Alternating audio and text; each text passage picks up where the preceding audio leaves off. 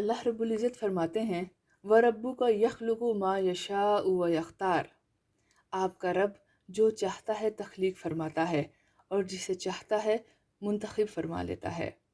اللہ رب العزت نے بہت سی مخلوق پیدا فرمائی، تو جس کو چاہا چن لیا، جس کو چاہا فضیلت عطا فرمائی۔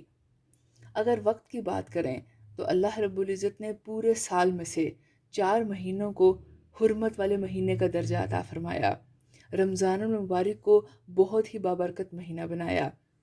دنوں میں سے جمعے کے دن کو چن لیا، راتوں میں سے لیلۃ القدر کو فضیلت عطا فرمائی، اور عشروں میں سے ذوالحجہ کا پہلا عشرہ بہت ہی زیادہ فضیلت والا ہے، اس کو اللہ رب العزت نے چن لیا۔ اس کی اتنی زیادہ اہمیت ہے کہ اللہ رب العزت نے سورہ فجر میں ان 10 دنوں کی قسم بھی کھائی۔ اللہ رب العزت جب کسی چیز کی قسم کھائیں تو اس کا مطلب ہے کہ اللہ رب العزت اس کی اہمیت کی طرف اشارہ فرما رہے ہیں۔ رسول اللہ صلی اللہ علیہ وآلہ وسلم نے بھی فرمایا دنیا کے دنوں میں سب سے افضل ذوالحجہ کے پہلے 10 دن ہیں۔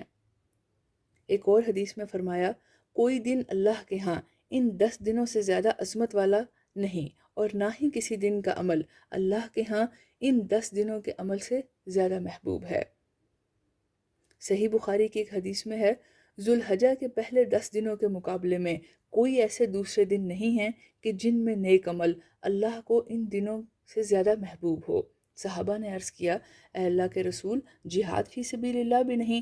فرمایا جہاد بھی نہیں، سوائے ایسے مجاہد کے جو اپنی جان اور مال لے کر نکلا اور پھر کسی چیز کے ساتھ واپس نہیں آیا، یعنی شہید ہو گیا، تو یقیناً اس کا اجر زیادہ ہے۔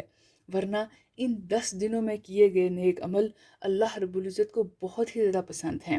وہی نمازیں جو ہم عام دنوں میں پڑھتے ہیں، لیکن اس عشرے میں وہ اللہ کو زیادہ پسند ہوں گی۔ ان دنوں میں روزے رکھنا، اللہ کا ذکر، اللہ کی راہ میں خرچ کرنا، حسن معاملہ کرنا، یہ سب اللہ رب العزت کو باقی دنوں کے مقابلے میں ان دنوں میں زیادہ محبوب اور زیادہ پسند ہے۔ تو یہ موقع ہوتا ہے اللہ رب العزت کے قریب ہونے کا، اللہ رب العزت کی زیادہ سے زیادہ رضا حاصل کرنے کا، اللہ رب العزت سے دوستی کرنے کا۔ جو اللہ رب العزت کی طرف ایک قدم بڑھاتا ہے، اللہ تعالیٰ اس کی طرف 10 قدم بڑھاتے ہیں۔ تو ان دنوں کو زیادہ سے زیادہ پروڈکٹیو بنانے کی کوشش کریں اور اللہ رب العزت کے ہاں اپنا ایک خاص درجہ بنانے کی کوشش کریں۔ اللہ تعالیٰ ہمیں اپنے قریب کر لیں اور اپنے دوستوں اور نیک بندوں میں شامل فرمائیں۔ آمین۔